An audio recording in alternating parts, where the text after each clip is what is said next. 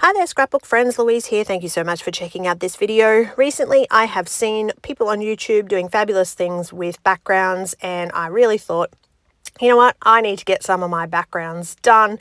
It's been so long. I really just have been feeling a bit lazy with my scrapping, and so today I'm challenging myself to create a background. And I'm using Lindy's products only because they coordinate so well together. And as you can see, I've pulled out my swatch of sprays, and I'm just using the 12 by 12 plastic pieces that your scrapbook supplies come in. And I've got a white piece of basil cardstock. Now this Lindy's denim, I don't even know what it's called. It's like a powder.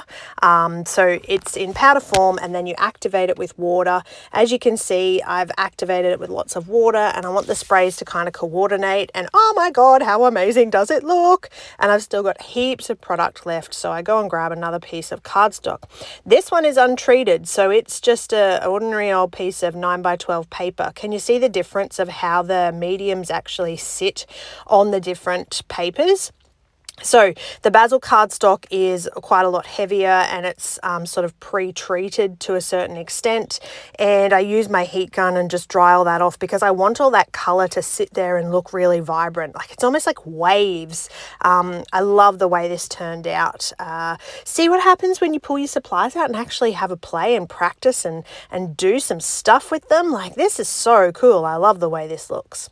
And a technique that I've seen done by other scrappers is that they take the same sort of tonal colors as their background and either stamp over the top, or like in this case what I'm doing is using stencils. So I'm mixing up different distress inks. I've got sort of that really dark blue with some lighter blues, and you can go like as crazy as your personal preference is with this. I like to keep it quite subtle because I want it to look kind of blended, but certainly, you know,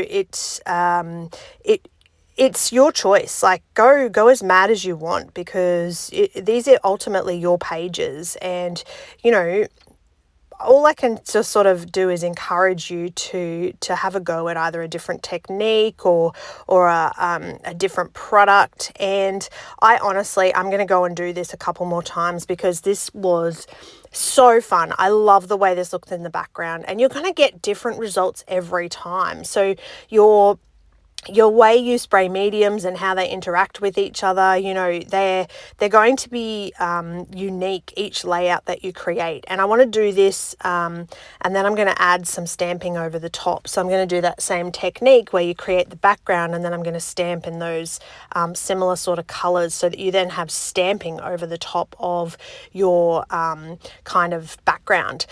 Beyond creating the background, I have no plan in mind here, so I'm totally winging it right now. I look at that background and now becomes a challenge for me because I don't want to cover it up. I'm like, I've just made this beautiful background, and now I've got to put paper and embellishments and ephemera and you know, try and turn it into some kind of actual page. So my brain is going, no, don't cover up the beautiful background that you've just made. And my heart is going, okay, come on, you need to turn this into a scrapbook layout, because you can't just put a blank background into a album, as pretty as it might be. So I have to think really carefully now about how I want to enhance this. Okay, so obviously I've chosen a photo, and it's a series of photos where we went to Topgolf, and if you've never been to Topgolf, you should definitely go, even if you're not a golfer. It was so fun. So they have these like decks, and you get your own little spot on the deck, and there's a screen in front of you, and we played this like Angry Birds games where you swing the golf club, and you know, your golf ball goes and knocks over the tower, just like what happens in Angry Birds. So it was so fun. Like I definitely would encourage you, even though, you know, if you're not a golfer, definitely go and play at Topgolf, because it's definitely a huge laugh and such a fun time. You know, they serve you food and drinks, and you can really just have an enjoyable experience. So that's my series of photos from shots taken at Topgolf. And Yeah, again, going through my stash. So as I was pulling out my little packet of blue, so cool toned colors, you can see that all those scrap pieces of paper in one packet to make it easy for me to find those when I need to.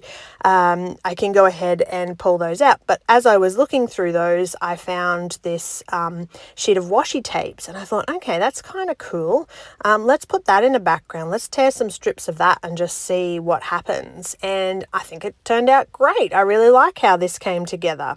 I'm still a bit worried about that background. I'm thinking, oh, have I covered up too much of it? But I think you still get a really cool effect. And I actually am super happy with this layout. Sometimes I will share a page with you and I don't absolutely love the result, but honestly, the background here just really, it really made it for me. I enjoyed this process and enjoyed the result, which sometimes when I'm scrapping, I don't always get to. I felt like it did need something to mount it. So I've just trimmed 1/4 of an inch off each side, and I'm going to pull out a patterned paper. I wasn't sure, I thought about, do I want like a blue, or do I want to keep it a bit different? So I had to have a bit of a think about it. I pulled out a paper rose patterned paper.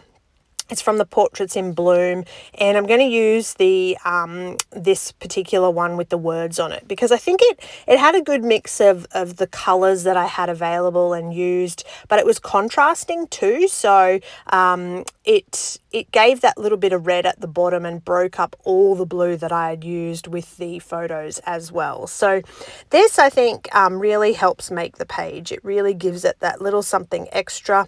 It also helps you flatten out the mixed media portion. So that for me is always a win.